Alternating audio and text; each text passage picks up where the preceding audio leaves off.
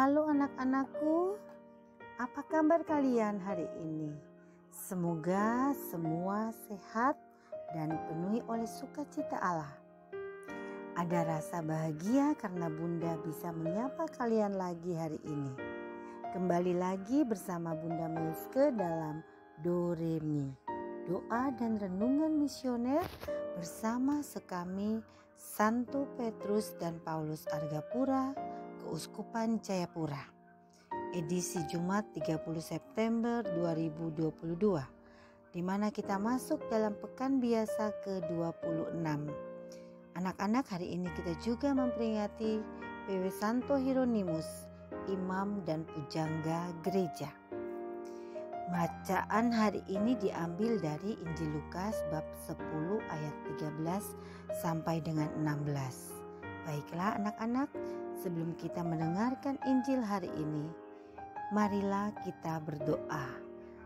Dalam nama Bapa dan Putra dan Roh Kudus. Amin. Allah Bapa, pelindung dan kekuatanku, hari ini aku bersyukur atas anugerah kehidupan yang boleh aku terima darimu. Engkau selalu mengasihiku dengan kasih yang berlimpah. Aku mohon rahmat-Mu dalam melaksanakan aktivitasku hari ini. Demi Yesus Kristus, Tuhan dan pengantara kami. Amin. Semoga Tuhan beserta kita sekarang dan selama-lamanya. Inilah Injil suci Yesus Kristus menurut Lukas. Dimuliakanlah Tuhan. Sekali peristiwa Yesus bersabda, "Celakalah engkau Korazim, celakalah engkau Betsaida. Sebab seandainya di Tirus dan Sidon terjadi mujizat-mujizat yang telah terjadi di tengah-tengahmu, sudah lama mereka bertobat dan berkabung. Maka pada waktu penghakiman, tanggungan Tirus dan Sidon akan lebih ringan daripada tanggunganmu. Dan engkau Kapernaum, apakah engkau akan dinaikkan sampai ke langit? Tidak, engkau akan diturunkan sampai ke dunia orang mati. Barang siapa mendengarkan kalian, ia mendengarkan aku. Dan barang siapa menolak kalian, ia menolak aku. Dan barang siapa menolak aku, ia menolak Dia yang mengutus aku." Demikianlah sabda Tuhan. Terpujilah Kristus. Anak-anak dan remaja misioner, mungkin di antara kita pernah mendengar atau sering sekali bercerita tentang kisah legenda dari Padang, yaitu tentang Malin Kundang, seorang anak yang durhaka, di mana cerita ini mengisahkan tentang seorang anak yang dikutuk oleh ibunya menjadi batu karena ia sendiri malu mengakui ibunya yang telah melahirkan, merawat dan membesarkannya. Karena ibunya menurut dia sudah tua dan penampilannya tidak bagus atau tidak baik. Pakaian ibunya sendiri compang-camping, yaitu pakaian yang tidak layak. Ketika perbuatan baik dibalas dengan keburukan, di sini lewat cerita ini ada orang tua yang tak mampu menahan kesedihan. Karena kesedihan orang tuanya ini atau ibunya, akhirnya ibunya sendiri mengucapkan kutuk kepada anaknya atau Malin Kundang tadi, yang akhirnya berubah menjadi batu. Nah, anak-anak, kira-kira apa yang terlintas dalam pikiran kita semua saat membaca kisah Yesus yang mengecam 3 kota di daerah Yahudi? Kemudian kita membandingkannya dengan Tirus dan Sidon, kota-kota yang berada di luar daerah Yahudi. Mengapa Tuhan marah? Kecaman Yesus terhadap Korazim, Betsaida dan Kapernaum berbeda dari kisah kutukan yang dialami oleh Malin Kundang.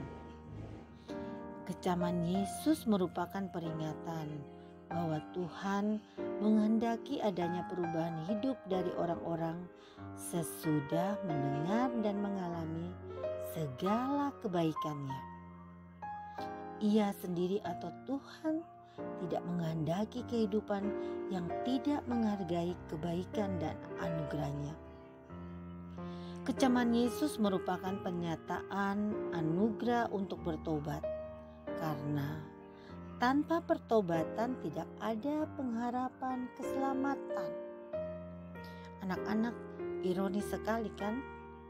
Ironis, Korazim, Betsaida, dan Kapernaum mengalami banyak kebaikan dan kemurahan Allah. Namun, begitu banyak kebaikan yang Tuhan berikan buat mereka, Bunda ulangi lagi, banyak cinta Tuhan, anugerah Tuhan atas kota-kota ini. Namun tidak ada perubahan dari mereka. Terlalu banyak mujizat yang dilakukan di sana, tetapi tidak ada perubahan apapun karena tidak ada pertobatan, perkabungan. Yesus mengecam hal tersebut bagi kota-kota ini.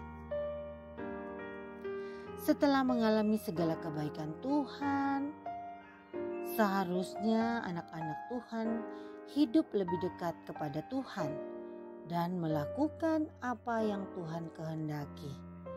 Orang-orang Kristen yang tidak menunjukkan perubahan hidup adalah orang-orang yang egois dan tidak mengasihi Tuhan.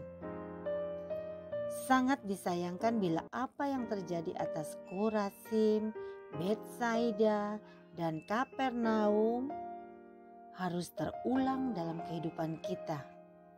Menyadari dan berubah adalah langkah iman untuk merespon kebaikan Tuhan, daripada kelak nantinya kita menuai hukuman dalam pengadilan Allah. Nah, anak-anak, jika kita sudah menerima anugerah cinta dari Tuhan, kita naik kelas, kita sehat dari kesakitan kita terbebas dari segala apa yang kita rasakan ada menyusahkan kita. Tuhan beri kita kelegaan. Kita terbebas dari bencana karena Tuhan memberikan anugerah ini kepada kita karena Dia mengasihi kita. Coba kalau kita sudah sakit lama, lalu kita diberikan anugerah kesembuhan atau kita disembuhkan Tuhan. Setelah itu kita tidak peduli sama Tuhan, kita tidak mau berdoa, mengucap syukur atas apa yang Tuhan berikan. Tapi kita tambah buat kenakalan-kenakalan yang dengan sendirinya menyedihkan hati Tuhan, membuat Tuhan kecewa. Tapi Tuhan terkadang masih mengasihi kita, tapi kita pun melakukannya lagi dan tidak merasa bersalah. Inilah yang membuat Tuhan kecewa, seperti apa yang dilakukan di Betsaida dan dua kota lainnya yang kita dengarkan dalam bacaan Lukas hari ini. Nah, anak-anak, mari kita mohon pada Tuhan agar kita lebih taat dan mensyukuri anugerahnya dan melakukan perbuatan yang selalu menyukakan hati Tuhan. Amin. Marilah kita berdoa, doa anak misioner. Tuhan Yesus, Engkau diutus Bapa menjadi berkat bagi dunia, menjadi selamat bagi manusia. Utuslah kami anak-anak-Mu di Indonesia untuk menjadi sahabat yang kuat bagi yang lemah, sahabat yang rela berkorban bagi yang menderita payah, sahabat penghibur bagi yang sakit dan gelisah. Tuhan Yesus, kami pun ingin menjadi utusan-utusan kecil-Mu, teman setia bagi yang tersingkir terlantarkan, teman bicara bagi yang kesepian terlupakan, sobat yang gembira bagi yang sedih dan susah, sobat penuh penghargaan bagi yang tak dicintai. Tuhan Yesus, utuslah kami kini dengan bantuan Roh Kudus-Mu, menjadi garam dan ragi yang baik, menjadi terang dan obor yang cemerlang, membawa kegembiraan dan pengharapan. Tuhan Yesus, kuduskanlah badanku dan sucikanlah jiwaku. Kupersembahkan diriku kepadamu hari ini. Berkatilah semua anak dimanapun juga. Berkatilah semua orang yang kami jumpai, siapapun juga. Amin. Bapa kami yang ada di surga, dimuliakanlah namamu. Datanglah kerajaanmu, jadilah kehendak-mu di atas bumi seperti di dalam surga. Berilah kami rezeki pada hari ini dan ampunilah kesalahan kami seperti kami pun mengampuni yang bersalah kepada kami. Dan janganlah masukkan kami ke dalam pencobaan, tetapi bebaskanlah kami dari yang jahat. Amin. Salam Maria, penuh rahmat Tuhan sertamu, terpujilah engkau di antara wanita dan terpujilah buah tubuhmu Yesus. Santa Maria Bunda Allah, doakanlah kami yang berdosa ini sekarang dan waktu kami mati. Amin.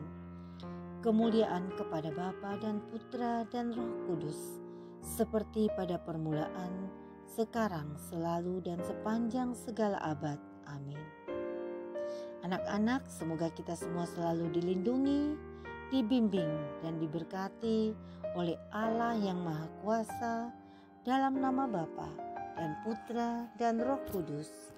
Amin. Salam sehat selalu anak-anakku, selamat berkarya di hari ini, tetap semangat dan jangan lupa tersenyum. Sampai jumpa di Doremi selanjutnya.